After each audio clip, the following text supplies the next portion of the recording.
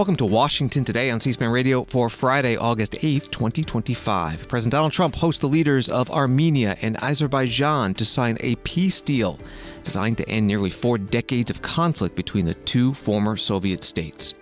President Trump asked about his upcoming meeting with Russian President Vladimir Putin and how to end the war in Ukraine. Vice President J.D. Vance and the British Foreign Secretary David Lammy talk about the war in Gaza as they meet at the Secretary's home in Kent, England. The Texas House of Representatives fails to get a quorum for the 3rd time this week as Democratic lawmakers continue staying away to prevent a vote on a Republican-leaning congressional redistricting map. And Texas Republicans are promising to increase efforts to end the standoff, including arresting the Democrats. And Homeland Security Secretary Kristi Noem in Chicago says the mayor of that city and the governor of Illinois are among the Democratic leaders who are promoting sanctuary immigration policies that are letting violent, criminal, illegal immigrants go free. New York Times writes the leaders of Armenia and Azerbaijan, two former Soviet states, are set to meet with President Trump at the White House on Friday in what he portrayed as an attempt to end their decades-long conflict and to elevate America's role as a mediator. In a post on his Truth Social platform, President Trump called the meeting set for Friday afternoon a historic peace summit. He said there would be an official peace signing ceremony to be attended by Prime Minister Nikol Pashinan of Armenia and President Ilham Aliyev of Azerbaijan. He also said that he would sign separate bilateral economic cooperation agreements between the U.S. and each country. He posted on Friday, many leaders have tried to end the war with no success until now, thanks to Trump, in all capital letters. That was from the New York Times. Here is President Donald Trump sitting with those two leaders in the White House before the signing. For more than 35 years, Armenia and Azerbaijan have fought a bitter conflict that resulted in tremendous suffering for both nations. They suffered gravely for so many years. Many tried to find a resolution, including the European Union. The Russians worked very hard on it, never happened. Sleepy Joe Biden tried, but you know what happened there. He tried for probably 12 minutes and didn't work out. And many other countries tried, and they were unsuccessful. But with this accord, we've finally succeeded in making peace, and we just left the Oval Office where we signed voluminous documents and very important elements to the agreement. The country of Armenia and Azerbaijan are committing to stop all fighting forever, open up commerce, travel, and diplomatic relations, and respect each other's sovereignty and territorial integrity, so importantly. And I just spent a lot of time with these two men. I think they're going to have a great relationship. You want to know the truth? They didn't see each other that much, but they probably will. I think they're going to have. I think you two are going to have a great relationship. I have no doubt. And if you don't, call me and I'll straighten it out. Okay.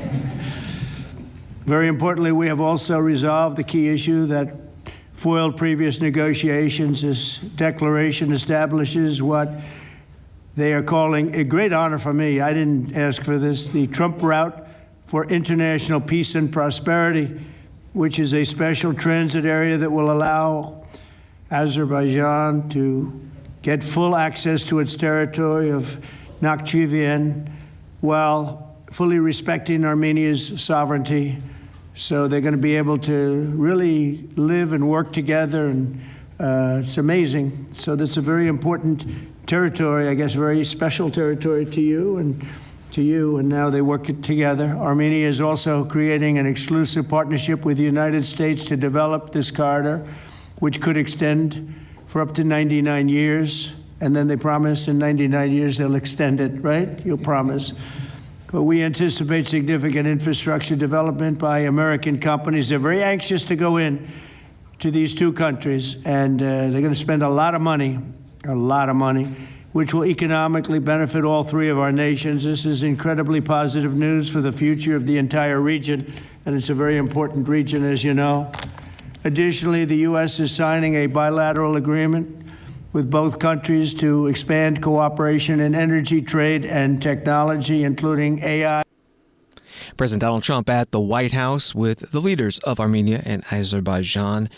He also spoke about other peace agreements that have happened in his first year of his second term. In a Fox News article writing about this event at the White House, the president, who has been nominated for a Nobel Peace Prize by Israeli Prime Minister Benjamin Netanyahu, as well as the leaders of Pakistan and Cambodia, has on several occasions argued his credentials should be recognized under the international award that has been granted to 4 other U.S. presidents. That was from Fox News. And today, when it got to the Q&A, somebody did ask about the Peace Prize. You're going to hear from all 3 leaders, President Trump and the leaders of Azerbaijan and Armenia. Do you have any thoughts on the talk about President Trump winning the Nobel Peace Prize? And for President Trump, you're working on resolving 2 other major conflicts. In Gaza, you've spoke of resettling the Gazans. The country of Somaliland has expressed potential interest if you were to diplomatically recognize their independence. Are you inclined to do so? And also, did President Putin present an award to Mr. Witkoff during their recent visit? He likes Mr. Witkoff, I can tell you that. That's true. Please, go ahead.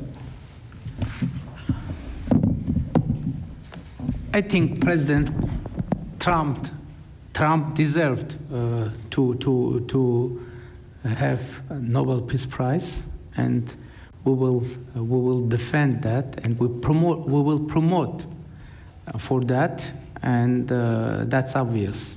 So, and today's event, I think, is a very bright expression of that, and hopefully you will invite us to front row. You'll be front row. Yeah. We are in favor. Thank you. Thank you. Can I have a suggestion? Yes. So maybe we agree with Prime Minister Pashinan to send a joint appeal to Nobel Committee to award President Trump with the Nobel Peace Prize, because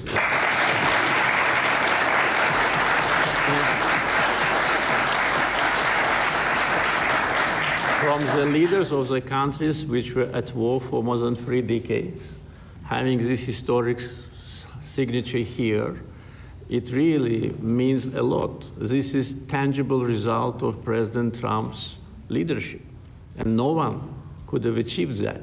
There have been many presidents here since beginning of 90s, and the so-called Minsk process, which, by the way, today we put an end to with my Armenian colleague, started in 1992.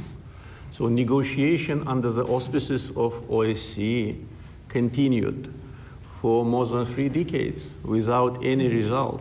So who, if not President Trump, deserves the Nobel Peace Prize? I don't want to go into the history of some very strange decisions of a Nobel Peace Committee to award the prize for someone who didn't do anything at all.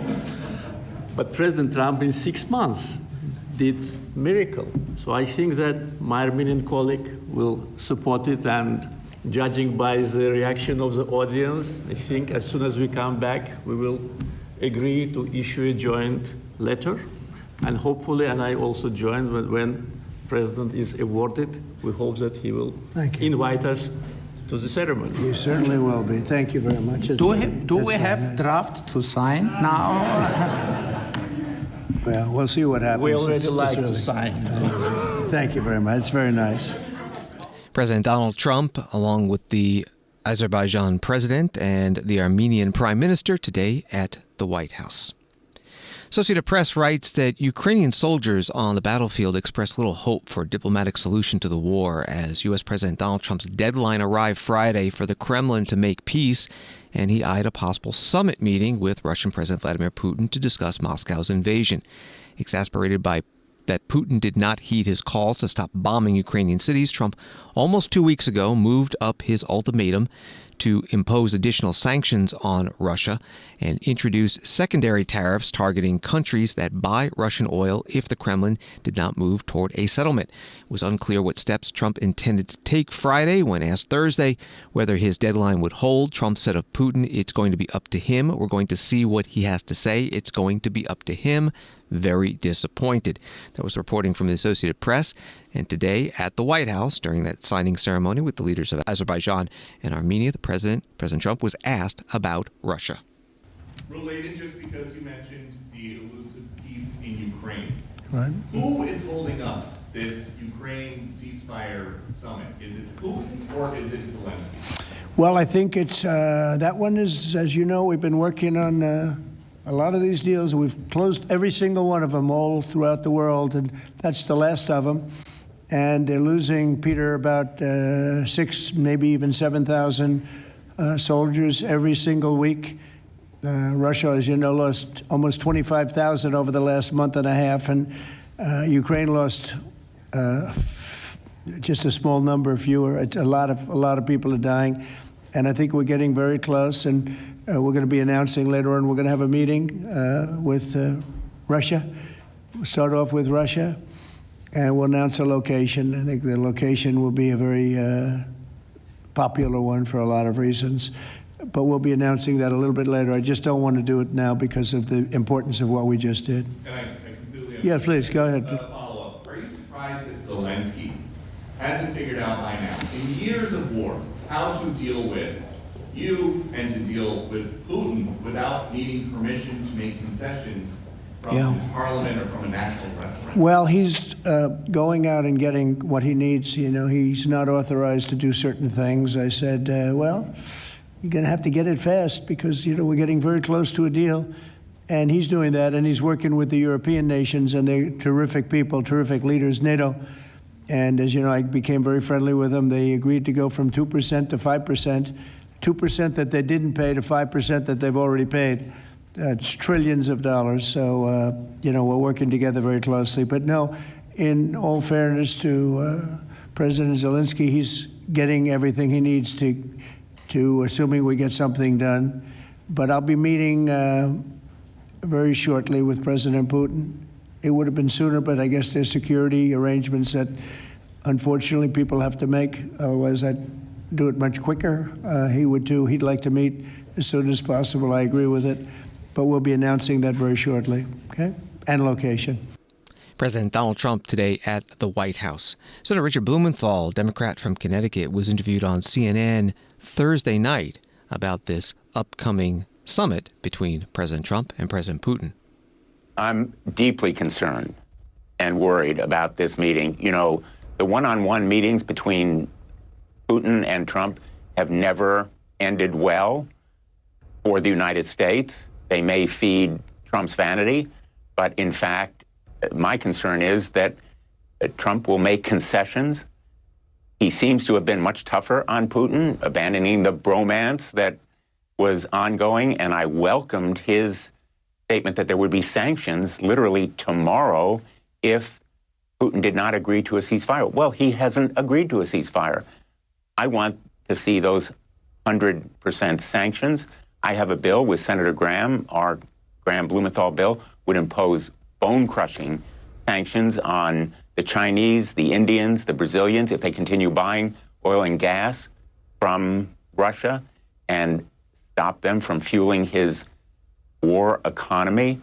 I would welcome President Trump's strong, unequivocal support for that bill, and I'm very worried that he's going into this meeting and potentially abandoning sanctions that he would impose by executive order. Our bill has the great advantage of showing unity and support for him and what he should be doing in imposing sanctions and providing more military aid to Ukraine because our national security is involved. Putin will keep going.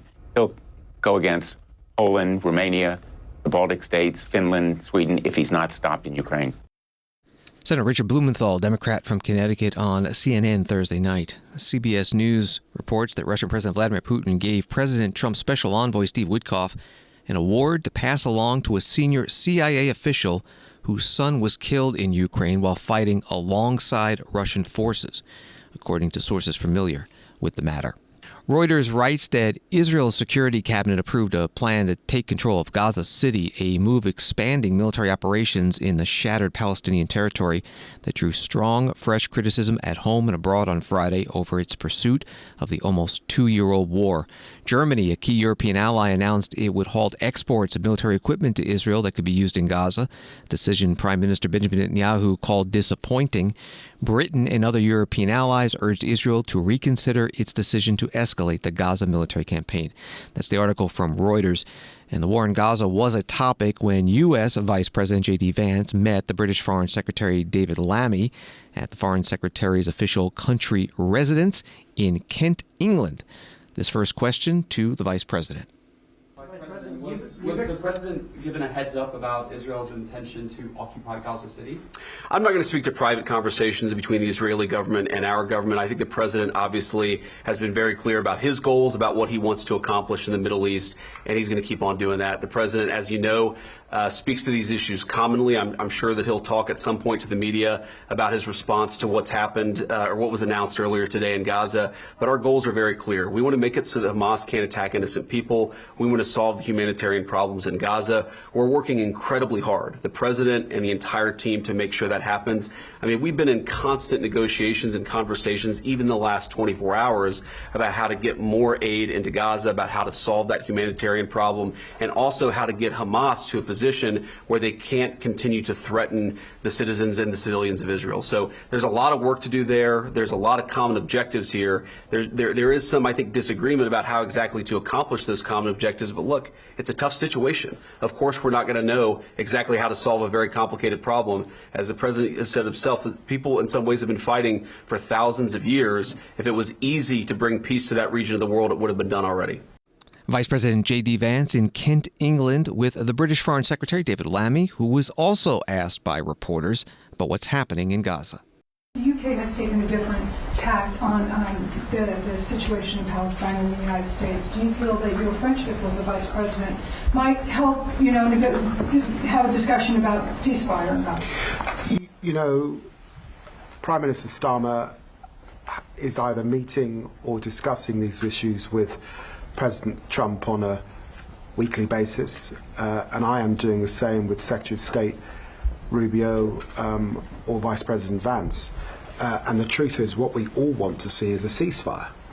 What we all want to see are the hostages come out, and we are hugely concerned by the humanitarian suffering that we're seeing in Gaza particularly. So it is bringing that to an end that we want to see. I am concerned about what is developing in Gaza at this time and the recent decision by the cabinet, and hugely concerned, as I think a lot of Israeli people are, about the impact, particularly on the hostages, and we'll be able to discuss these issues in the hours ahead. The British Foreign Secretary David Lammy, along with Vice President J.D. Vance, visiting at the Secretary's home in Kent, England. Story from Politico. U.S. Ambassador to Israel Mike Huckabe, a staunch defender of the country, repeatedly invoked the World War II Allied bombing of the German city of Dresden to defend Israel's actions in Gaza amid intensifying global condemnation. In an appearance on Fox and Friends early Friday morning, Huckabe sought to defend Israel's aggressive military operation in the Gaza Strip, which has drawn significant outcry from global allies and even prompted accusations of genocide from international human rights organizations and within MAGA circles back home. That was from the article at Politico. Here is Mike Huckabe on Fox. They never get credit for the things they do to try to prevent civilian loss of life. People never accept the fact that it was Israel who has put 2 million tons of humanitarian food into Gaza. 2 million tons of it. I want to ask you, can you tell me anywhere in the history of the world where a country that was attacked in war was expected to feed the country that attacked them and gets criticized if they didn't do it as efficiently or as readily as the critics said? You've got the Brits out there complaining about humanitarian aid and the fact that they don't like the way Israel is prosecuting the war. I would remind the British to go back and look at their own history. At the end of World War II, they weren't dropping food into Germany. They were dropping massive bombs. Just remember Dresden. Over 25,000 civilians were killed in that bombing alone. And it wasn't food that the British were sending into Germany. U.S. Ambassador to Israel Mike Huckabe this morning on Fox News. The story from the Hill. Congresswoman Marjorie Taylor Greene, Republican of Georgia, doubled down on her characterization of Israel's war in Gaza as a genocide on Friday and slammed APAC after the powerful pro-Israel lobbying group criticized her in a fundraising email.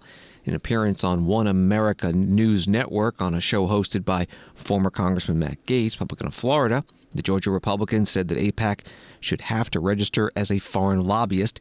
She also posted to social media a photo of a sign on her office door reading "No Foreign Lobbying." That was from The Hill. Washington Today continues in a moment. Past president, why are you doing this? This is outrageous. This is a kangaroo court. This fall, C-SPAN presents a rare moment of unity, Ceasefire, where the shouting stops and the conversation begins. Join Political Playbook Chief Correspondent and White House Bureau Chief Dasha Burns as host of Ceasefire, bringing two leaders from opposite sides of the aisle into a dialogue to find common ground. Ceasefire, this fall on the network that doesn't take sides, only on C-SPAN.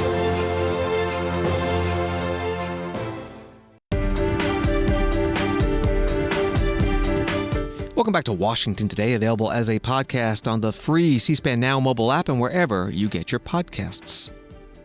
Story from ABC News. Texas Democrats again defied Republican Governor Greg Abbott and the state GOP and did not show up Friday for a vote on the controversial redistricting plan proposed by Republicans. The GOP proposed new congressional maps that would give Republicans more seats in Congress, potentially allowing the GOP to keep control of the U.S. House of Representatives in Washington.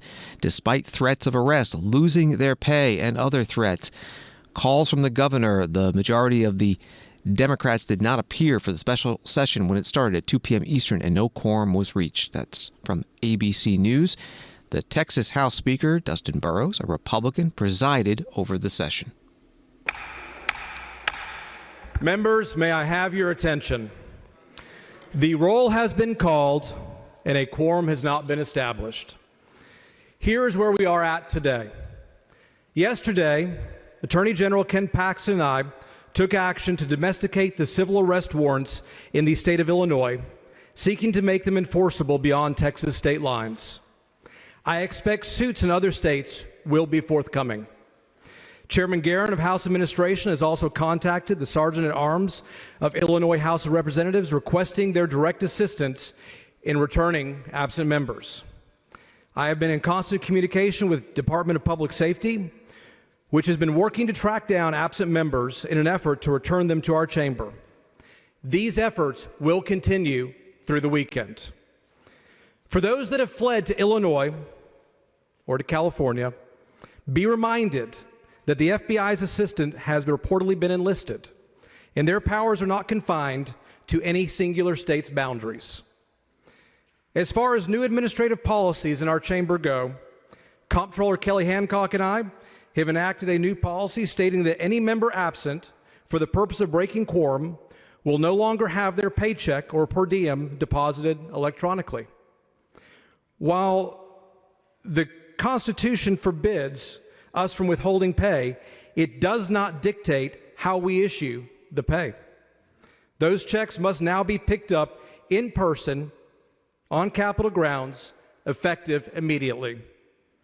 Starting today, to safeguard taxpayer dollars and account for forthcoming liabilities under Rule 5, Section 3 of House Rules, which authorizes fines for members absent without leave, 30% of each quorum-breaking member's monthly operating budget will be reserved and made unavailable for expenditure. Absent members must also appear in person to approve or enact any of the following: requests for travel reimbursement, personal action requests, including those increasing or decreasing staff salaries, approval for newsletters and House of Reproduction services. Failure to appear in person will result in the cancellation of your newsletters and the encumbered funds. We have all hands on deck. We are continuing to explore new avenues to compel a quorum, and will keep pressing forward until the job is done. Finally, today, Dr. Greg Bonin will file House Bill 3, the House's priority legislation for flood recovery and infrastructure funding, developed after 25 hours of testimony from Texans whose lives were upended by the July 4th floods. To those in California, Illinois, New York, or Massachusetts, wherever you may be, Hear this. The bill cannot be referred to committee without a quorum. Every hour you remain away is time stolen from those Texans in need. Each one of you knows that eventually you will come back, and we will pass the priorities of the special session on the call. But with each passing day, the political cost of your absence is rising, and it will be paid in full. For the members' presence, I expect everyone to be here on Monday at the absolute latest. DPS is in the field to execute these warrants. Should they lead to the civil arrest of our absent colleagues over the weekend, you are on call. You will need to be available to return to Austin with a minimum of 6 hours of notice. Speaker of the Texas House, Dustin Burrows, a Republican, presiding over today's brief session in the Capitol building in Austin. Again, from the ABC News article, Democratic State Representative Gene Wu, the Texas House Minority Leader, told ABC News Thursday that he believes his caucus would hold out on Friday and once again deny the legislature a quorum, though he said they would be willing to come back to Austin if state Republicans promise to focus solely on other issues before the special session, including flood mitigation and disaster preparedness. Democrats who have fled the state appear likely to stay away until August 19th, the end of the special session. Again, that was from ABC News. Another Democratic state representative who is now out of state, James Tallarico, posted this video Thursday night. Texas Republicans have issued a warrant for my arrest for breaking quorum with my House Democratic colleagues to stop Trump's redistricting power grab. Governor Abbott has even threatened to vacate my seat to remove me from my democratically elected position as a Texas state representative. Yesterday, Trump asked his FBI director, Kash Patel, to send in federal agents to come find us. And Ken Paxton put up a tweet asking his followers to, quote, hunt us down. My colleagues and I are here in Illinois at what we thought was a safe location, but this morning a bomb threat was called into our hotel. My colleagues and I are safe, and we have one message. We will not be deterred, because this is bigger than us. This is bigger than any one politician or any one political party.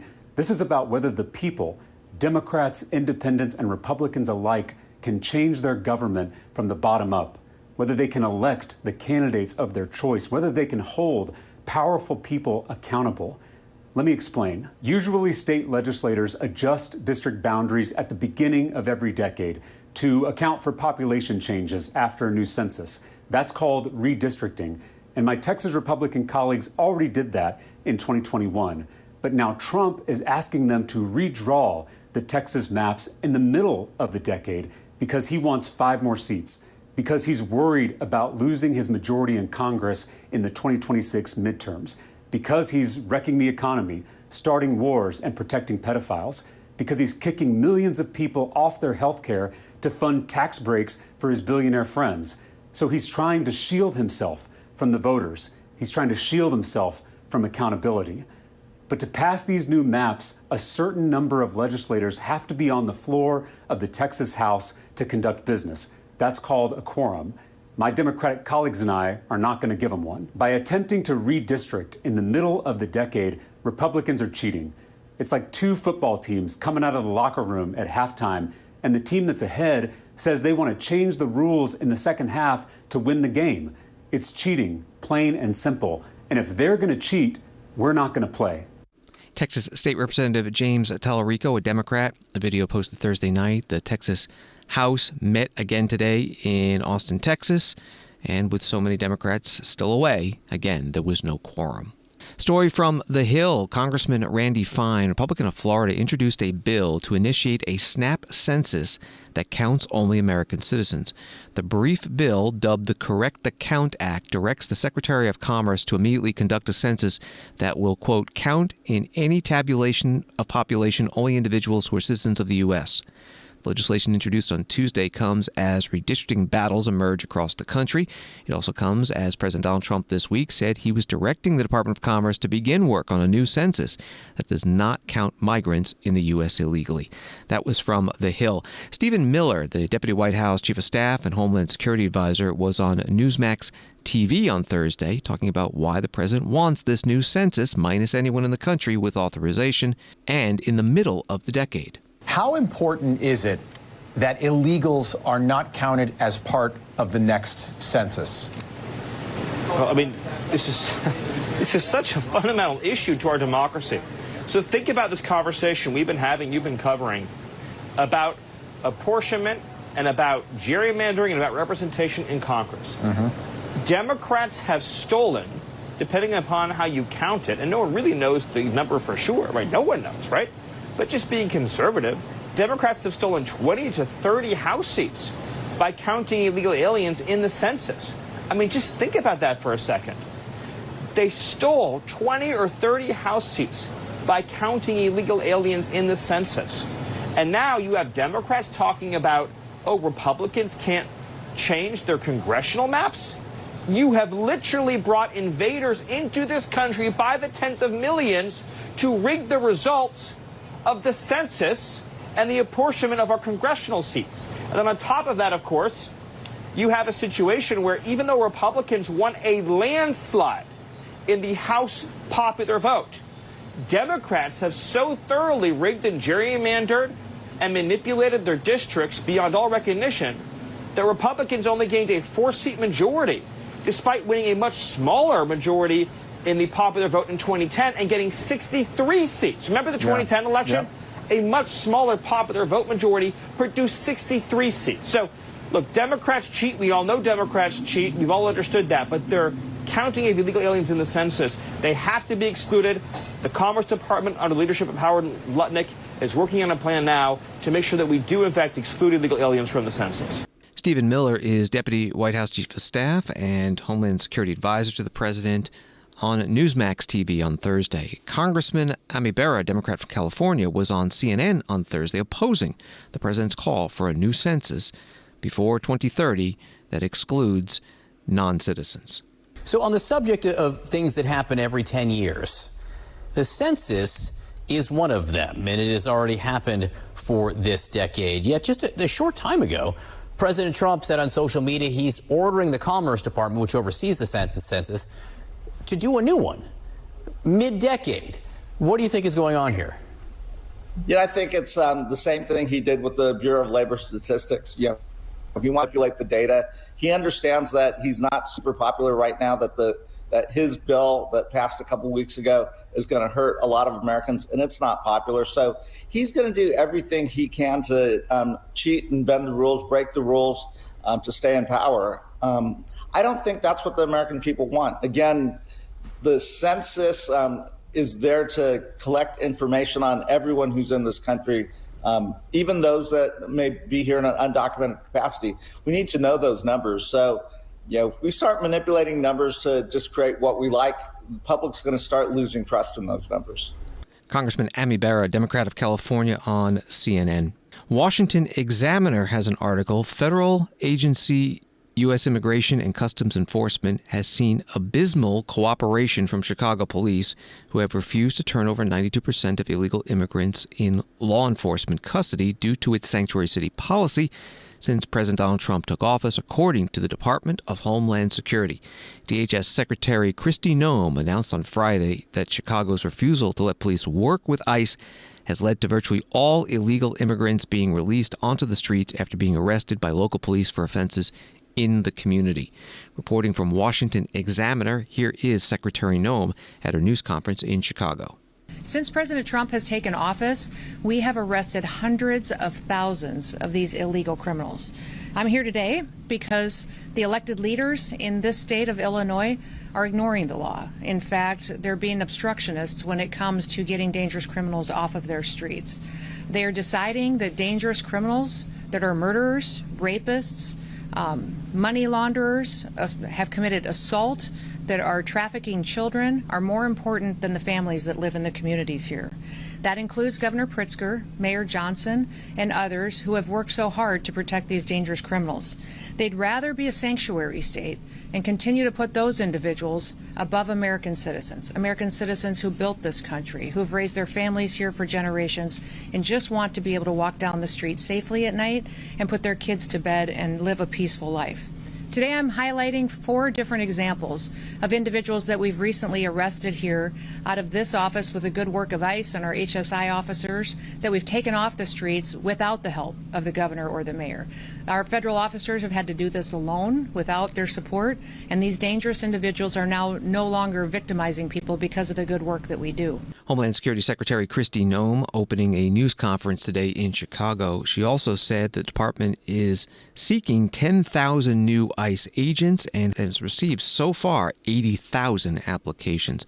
A reporter asked the secretary about the criminal histories or not of those being detained and deported. As of July 27th, you've got the contraband displayed here. You're talking about the worst of the worst criminal illegal aliens. As of the 27th, this is ICE data analyzed by track, 71% of current ICE detainees have no criminal convictions. That's not true. Of those that do, Charges and convictions, over 70% of them have pending charges against them or criminal convictions. The others all have final removal orders, which means they're eligible to go back home. are for minor crimes. They're not violent crimes. And I'm just wondering, why are so many other people, besides the worst of the worst, getting swept up in this?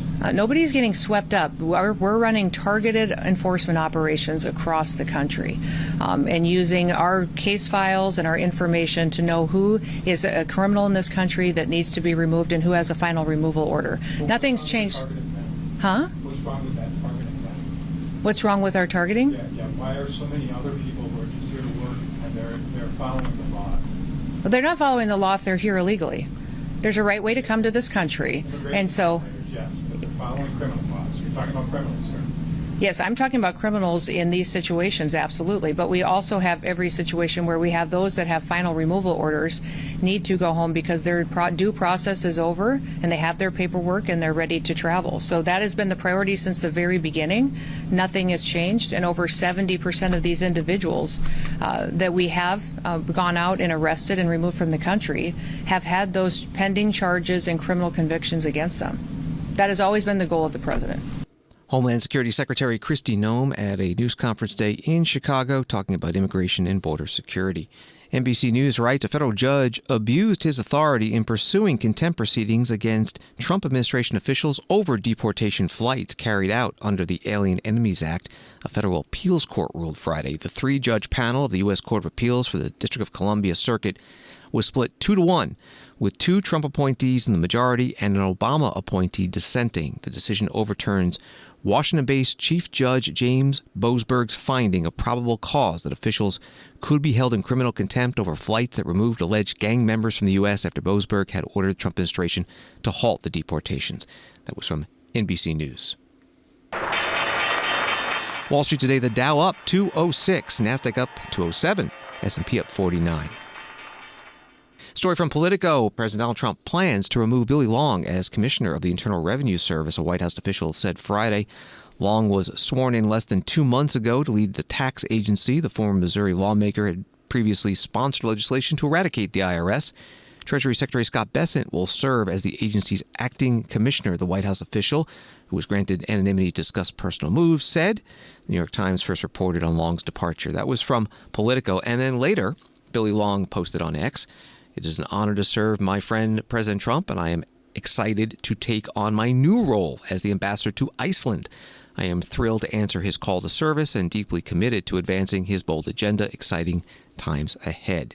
And from CNN, the Justice Department has subpoenaed New York Attorney General Letitia James's office as part of a criminal investigation into President Donald Trump's longtime adversary, according to multiple sources. In the latest example of the Trump administration taking on the president's perceived enemies, 2 grand jury subpoenas were issued by the U.S. Attorney's Office for the Northern District of New York, seeking information about James's investigation into the Trump Organization and National Rifle Association, the sources said. A grand jury investigation into James was also convened in Albany, New York, according to a source familiar. The grand jury probe into James is said to be looking into deprivation of rights, which means violating someone's constitutional rights against Trump. That was from CNN. Abby Lowell, attorney for Letitia James, put out a statement investigating the fraud case Attorney General James won against President Trump and his businesses has to be the most blatant and desperate example of this administration's carrying out the president's political retribution campaign. Thanks for listening to Washington Today. Sign up for C-SPAN's evening newsletter, word for word, and get the stories making headlines in Washington emailed to you every day. Subscribe at cspan.org/connect. Have a good night and weekend.